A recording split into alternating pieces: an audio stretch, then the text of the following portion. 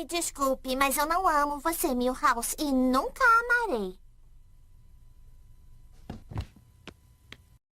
Tudo começa com o nosso amigo Milhouse parecendo bastante desanimado e sem esperança. E o grande motivo para que tivesse desse jeito é porque ele descobriu que a mãe do Nemo morre no começo do filme. Segundo o mesmo, essa foi uma descoberta que o mudou para sempre, porque percebeu que se a morte podia chegar para um peixe, ela podia chegar para qualquer um. Sendo assim, o garoto chega na conclusão de que precisava viver a vida plenamente, enquanto aproveitava ao máximo o tempo que ainda tinha. Mas então tu deve estar se perguntando qual era a ideia dele do que faria em seguida? Ir atrás de algum hobby interessante que o fizesse feliz? Ajudar alguém que precisasse? Aprender alguma coisa nova? Não. É claro que não era nada disso. O que o Milhouse tirou dessa valiosa lição que aprendeu era que ele deveria finalmente se declarar para Lisa, uma garota que claramente não queria nada com ele e que já tinha o rejeitado diversas vezes no passado. O que, parando para pensar, torna tudo isso meio irônico, porque depois de, nas próprias palavras, ter sido transformado para sempre, a primeira coisa que o Caba faz é a mesma que ele já vinha fazendo há um bom tempo e que continuava mantendo em um estado de infelicidade. Então, no final das contas, o que realmente mudou aqui? Na escola, quando a hora do intervalo chega, a gente se depara com uma das cenas mais vergonhosas que essa série já foi capaz de proporcionar. O Milhouse literalmente sobe em cima da mesa em que a Lisa tá comendo e começa a chamar a atenção de todo mundo ao redor, dizendo em voz alta que ela era a garota mais perfeita, esperta, doce e etc. do mundo inteiro. Sim,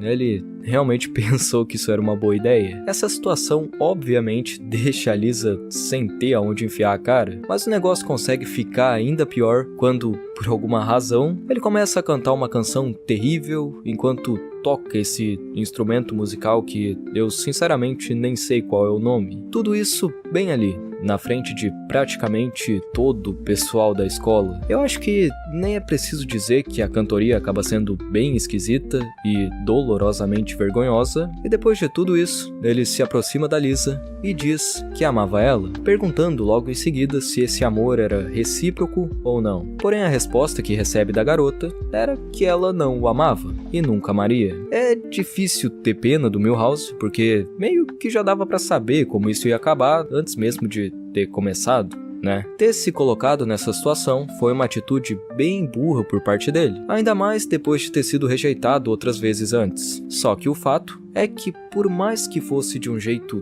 totalmente errado e constrangedor, no final das contas, ainda dá pra reconhecer que ele estava tentando expressar um sentimento verdadeiro que sentia. Essa é a parte triste disso. Eu sei que a linha que separa a coragem da estupidez é muita, mas muito fina, mas eu acho que dá pra dizer que é preciso ter bastante coragem, no mínimo, pra fazer algo assim. A real é que ele deveria ter partido pra outra há um bom tempo, e ter insistido nesse amor não correspondido só mostrou de uma forma clara a maneira como não valorizava a si mesmo. Em relação a Lisa, é óbvio que ela tinha todo o direito de rejeitar alguém que ela não gostava, e pra dizer a verdade, ela até que fez isso de uma forma bastante educada, considerando toda a vergonha que passou. Porém, a gente não tá falando daquela Lisa lá do começo da série, e sendo assim, é claro que ela ainda vai conseguir agir de uma forma totalmente bizarra e sair como a vilã desse episódio. Porém, meus amigos, é aqui que surge a grande reviravolta dessa história, porque quando parecia que o nosso garoto estava completamente derrotado de uma vez por todas, ele renasce das cinzas assim que uma garota chamada Taffy o para dizer que aquele gesto tinha sido muito bonito, e após isso, os dois começam a sair juntos. O Milhouse finalmente tinha encontrado alguém que viu o valor dele, e a Lisa tinha encontrado um obstáculo que a impedia de continuar sendo o centro do universo de alguém. Eu quase não consigo imaginar aonde isso vai dar. Depois que ela percebe a maneira como ele tinha encontrado alguém que correspondia aos seus sentimentos de verdade, e começa a sentir falta de um bobão juntando os livros que caíam quando a porta do armário abria, a Lisa comenta com o Bart que era estranho ver uma garota popular do 5º ano como a Taffy se interessando pelo Milhouse, que era só o Milhouse. Um comentário que parece simples, mas que por si só já mostra o quanto que ela não o valorizava, ou enxergava todo o esforço que ele fez tentando a conquistar durante esse tempo em que era apaixonado. E assim, ela coloca na cabeça que iria investigar e descobrir mais a respeito disso. Afinal, não era possível que a Taffy só gostasse genuinamente do Milhouse. Não. A garota devia estar aprontando alguma coisa. Porém, não precisa ser muito esperto para perceber o fato de que a Lisa só estava usando isso como desculpa para não admitir essa inveja e esse sentimento de ter perdido e, na verdade, se esconder atrás de uma causa, entre aspas, plausível, é algo que ela faz constantemente. O motivo real para agir foi por ter se sentido ameaçada, não por querer esclarecer algo ou ir atrás de algum tipo de justiça, como faz parecer. Pelos poucos momentos que é mostrado alguma interação entre o Milhouse e a Taffy, já é possível de ver que os dois realmente gostam um do outro e combinam. Ele tinha finalmente encontrado uma garota que gostava dele da maneira que ele era, que enxergava o lado bom que tinha e que o respeitava, mesmo agindo de uma forma um pouco esquisita de vez em quando. Tudo estava indo muito bem, até que ambos decidem fazer uma trilha e a Lisa o segue escondida que nem uma maluca. E assim que é descoberta,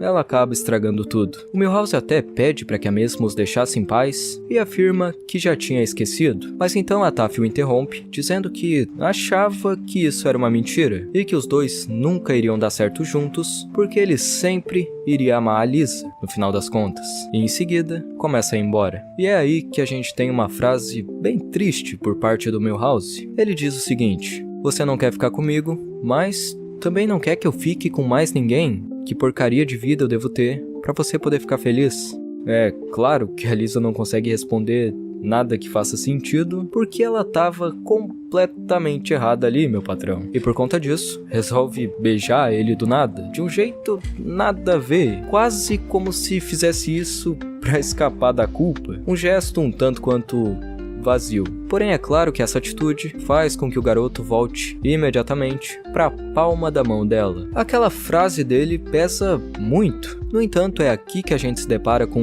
uma falta de atitude que define a maneira como o garoto iria continuar naquele ciclo de infelicidade, falta de respeito próprio e baixa autoestima. Quando Milhouse decide ficar ali para conversar com a Lisa e ouvir o que ela tinha a dizer, ele automaticamente também toma essa decisão de voltar para o mesmo estado de tristeza em que se encontrava antes. O que ele deveria ter feito naquela situação era não ter dado ouvidos e ter ido atrás da Taffy, aquela que gostava dele de verdade e que não queria o manter por perto só para ter o ego massageado. Talvez essa tenha sido a maior prova de que ele realmente não tinha superado a outra garota ainda. No final, por mais que a Lisa obviamente tenha sido uma grande babaca, eu acredito que o maior responsável pela própria miséria, de certa forma, era o Milhouse nesse ponto. Ele já tinha sentido que era amor de verdade e recebeu a maior prova possível de que existiam pessoas por aí que iriam gostar dele da maneira que ele era, que iriam enxergar valor nele e não o tratar como alguém inferior. Só que mesmo assim, ele cometeu o erro de seguir apegado ao passado. Cometeu o erro de parar para escutar o que a inveja tinha para dizer. Cometeu o erro de deixar sentimentos verdadeiros escaparem. Então, no final das contas, o que realmente mudou aqui?